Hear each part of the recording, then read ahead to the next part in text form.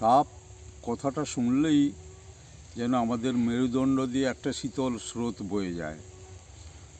তো সেই সাপ মূলত আমাদের এই সব এলাকায় যে সমস্ত সাপ থাকে তাদের মধ্যে কেউটে,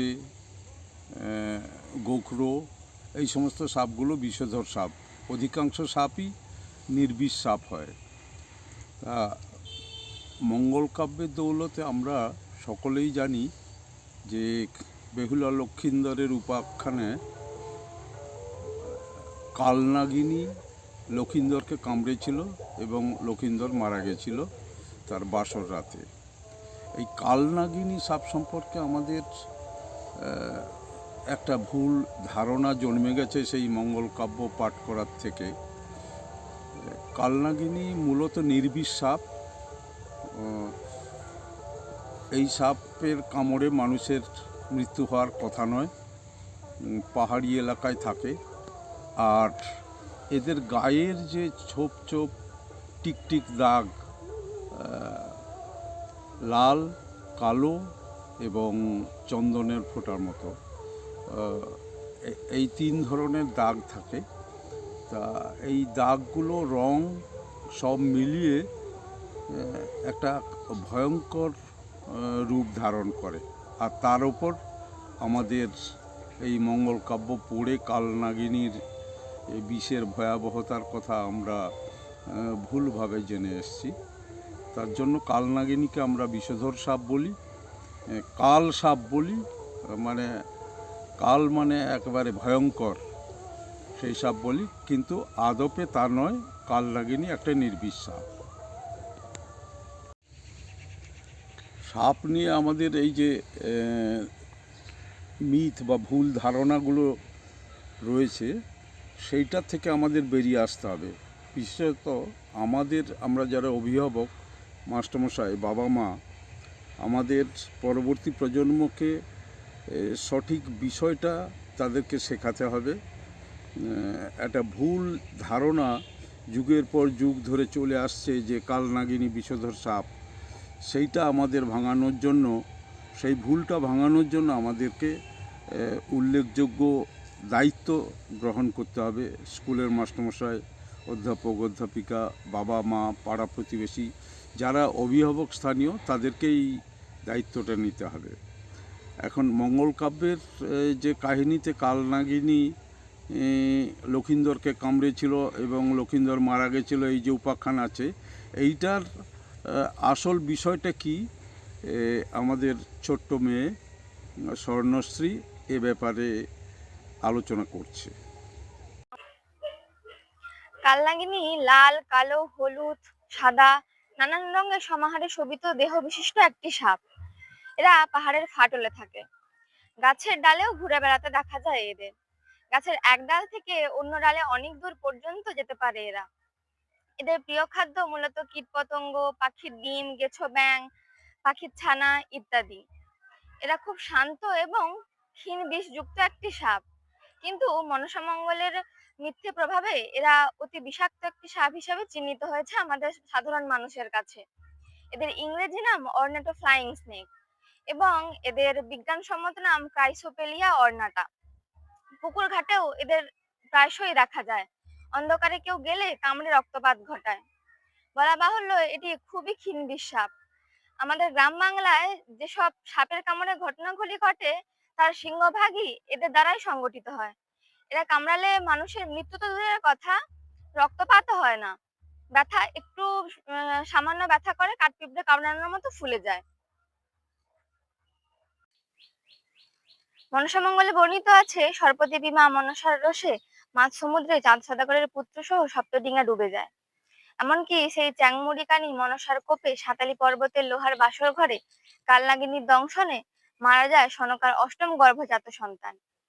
বাসরাতে বেহুলা নাচনী মৃত স্বামীকে নিয়ে কলার মান্দাসে ভেসে যায় গাঙ্গুরের জলে। শেষ পর্যন্ত নাচ দেখিয়ে দেবতাদের সন্তুষ্ট করে তাদের আশীর্বাদ এবং পরামর্শ নিয়ে শ্বশুর চাঁদ বেনেকে দিয়ে মনসার পুজো করিয়ে মৃত স্বামীকে বাঁচিয়ে তোলেন। মনসামঙ্গলের এই কাহিনী আমরা সবাই জানি এবং শ্রদ্ধার সঙ্গে বিশ্বাসও করি অনেক।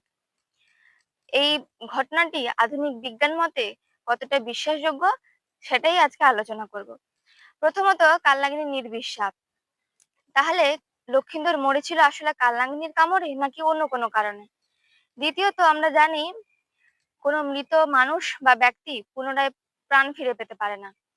তাহলে লক্ষিন্দর কিভাবে প্রাণ ফিরে পেয়েছিল? তাহলে কি লক্ষিন্দর জীবিতই ছিল? হ্যাঁ, একটু চিন্তা করে দেখুন। যে কোনো যুক্তিবাদী মানুষের মনে প্রশ্ন জাগাটাই স্বাভাবিক। প্রথমত, কালনাগিনী পাহাড়ি জংলি সাপ, তাই তার পাহাড়ের পরিবেশ ছেড়ে লক্ষিন্দরের লোহার বাসগড়ে ঢোকাটা খুব স্বাভাবিক নয়। আর যদিও ঢোকে এবং লক্ষিন্দরকে কামড়ায়, তাহলেও লক্ষিন্দরের মৃত্যু হতে পারে না, কারণ আমরা এক্ষুনি জানলাম কালনাগিনী নির্বিষ সাপ। দ্বিতীয়ত, এত সাপ থাকতে থাকতে কাহিনীকার কেন কালনাগিনীকেই ঘটনার সঙ্গে জড়ালেন? আসলে সাঁতালি পর্বতের লোহার বাসর ঘরে এই পাহাড়ি কালনাগিনী সাপের উপস্থিতি যতটা বিশ্বাসযোগ্য হবে, অন্য কোনো সাপ সম্পর্কে নিশ্চয়ই ততটা বিশ্বাসযোগ্য হবে না। দ্বিতীয়ত, লক্ষিন্দরের লোহার বাসর ঘরে অতি সূক্ষ্ম একটি ছিদ্র দিয়ে কালনাগিনীর প্রবেশ যতটা মানুষের কাছে বিশ্বাসযোগ্য হবে, সেজন্যই কাহিনীকার অতি সহজেই মানুষের মনে বিশ্বাস জাগানোর জন্য কালনাগিনীকে ঘটনার সঙ্গে জড়িয়েছিলেন। প্রসঙ্গত এবার প্রশ্ন আছে, লক্ষিন্দর তাহলে কেন মরেছিল? উত্তরে বলা যায়, লক্ষিন্দর মরেনি, কেবল অচেতন বা সেন্সলেস অবস্থায় কাটিয়েছিল দীর্ঘ সময়। কিন্তু কেন এত দীর্ঘ সময় ধরে অচেতন অবস্থায় কাটিয়েছে লক্ষিন্দর? ঘটনার অনুপুঙ্খ বিচারে বলা যায়, যথেষ্টই কারণ ছিল লক্ষিন্দরের দীর্ঘ সময় অচেতন অবস্থায় কাটানোর। কেবলমাত্র একটি ছিদ্র ছাড়া নিশ্ছিদ্র লোহার বাসর ঘরে সন্ধ্যের পর থেকেই ছিল নবদম্পতি বেহুলা লক্ষিন্দর এবং একটি জ্বলন্ত প্রদীপ। সেই জন্য কয়েক ঘন্টার পর থেকেই ঘরের প্রাণবায়ু অক্সিজেনের অভাবে মারা যায় লক্ষিন্দর। কিন্তু অক্সিজেনের অভাবে এবং কার্বন ডাই অক্সাইডের প্রভাবে লক্ষিন্দর মারা গেলেও বেহুলা সতীর কিছু হয়নি। অন্ধবিশ্বাসীরা এখন বলবেন যে মা মনসা তার আত্মপ্রচারের জন্য সতী বেহুলাকে বাঁচিয়ে রেখেছিলেন। মনসামঙ্গল পাঠে আমরা জানি যে ওই কাল রাতে লক্ষিন্দর শুয়েছিল এবং সতী বেহুলা ওর মাথার কাছে বসে ঝিমোচ্ছিল। হঠাৎ করেই লক্ষিন্দরের মুখ থেকে শোনা যায়, ওরে ও সাহেবেনের ঝি, তোরে পাইলো কাল নিদ্রা, মোরে খাইলো কি। লক্ষিন্দর যে কেবল অচেতন অবস্থায় কাটিয়েছে, তার প্রত্যুত্তরে বলা যায়, যে কোনো বিজ্ঞান পড়ুয়ারাই জানেন কার্বন ডাই অক্সাইড গ্যাস একটি শ্বাসরোধী গ্যাস এবং অক্সিজেনের থেকে অনেক ভারী, এবং শ্বাসকার্য চালানোর জন্য প্রয়োজন অক্সিজেন বা প্রাণবায়ু। শ্বসন এবং দহনের জন্য প্রয়োজন অক্সিজেন, এবং এই দুই অপচিতিমূলক কাজের ফলে উৎপন্ন হয় কার্বন ডাই অক্সাইড। আমরা স্বাভাবিকভাবে বুঝতে পারছি সন্ধ্যের পর থেকেই নবদম্পতির বেহুলা লক্ষিন্দরের শ্বাসকার্য চলছিল এবং একটি জ্বলন্ত প্রদীপের কারণে ঘরের অক্সিজেন ফুরিয়ে আসে এবং কার্বন ডাই অক্সাইডে ঘরটি ভরে যায়। সেজন্যই বিষাক্ত কার্বন ডাই অক্সাইডে গ্যাসে আক্রান্ত হয়ে লক্ষিন্দর অজ্ঞান হয়ে যায়, এবং অক্সিজেন যেহেতু খুব হালকা গ্যাস এবং কার্বন ডাই অক্সাইড গ্যাস যেহেতু খুব ভারী গ্যাস, সেক্ষেত্রে কার্বন ডাই অক্সাইড গ্যাসটি মেঝে থেকে জমতে শুরু করে উপরের দিকে।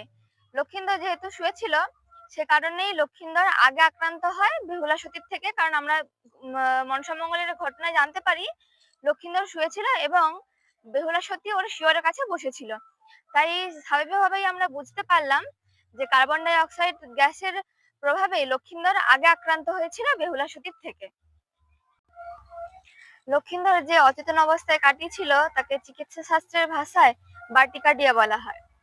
বার্টিকার্ডিয়া অর্থাৎ হৃদপেশির গতি সাময়িকভাবে ভীষণ রকম ভাবে কমে যাওয়া, অর্থাৎ হৃদপেশি দুর্বল হয়ে পড়া। লক্ষিন্দরের বার্টিকার্ডিয়া আক্রান্ত হওয়ার বিষয়টি আমরা বুঝতে পারলাম তখনই, যখন তাকে বাসর ঘর থেকে বের করে এনে কলার মান্দাসে গাঙ্গেয় জলে ভাসিয়ে দেওয়া হলো। তখন নদীর খোলা বাতাস এবং জলের ঝাপটায় যখন লক্ষিন্দর আবার চেতনা ফিরে পেল, তখনই বুঝতে পারলাম যে লক্ষিন্দর মরেনি, কেবল অচেতন অবস্থায় কাটিয়েছে। কোনো ধার্মিক বিশ্বাসী মানুষদের মনে আঘাত আনা আমাদের কোনো রকম চিন্তা ভাবনা ছিল না। শুধু এই ধারণাগুলিকে আমাদের বিজ্ঞানের আলোয় ব্যাখ্যা করাই আমাদের মূল চেষ্টা। কালনাগিনীর এই আজকের আলোচনায় আমরা জানলাম কালনাগিনী নির্বিষ সাপ। এরকম আমাদের আশেপাশে প্রায় সমস্ত সাপই নির্বিষ সাপ, যেমন লাউডোগা, দাঁড়াস ইত্যাদি সাপগুলি নির্বিষ সাপ। তাই সাপ সম্পর্কে আতঙ্কিত হয়ে কোনো লাভ নেই। বিষাক্ত সাপ যেমন আছে তার চিকিৎসাও আছে। বিষাক্ত সাপ কামড়ালে আমাদের হসপিটালে যেতে হবে, তার চিকিৎসা হবে। সাপ সম্পর্কে ভয় পেয়ে বা আতঙ্কিত হয়ে লাভ নেই। এই সাধারণ নির্বিষ সাপগুলিকে আমাদের বাঁচিয়ে রাখতে হবে এবং আমাদের আশেপাশে সমস্ত সাপগুলিকে বাঁচিয়ে রাখতে হবে। পরিবেশের সমস্ত প্রাণীকেই আমাদের রক্ষা করতে হবে। অবলার পক্ষ থেকে এইটুকুই বার্তা আপনাদের জন্য।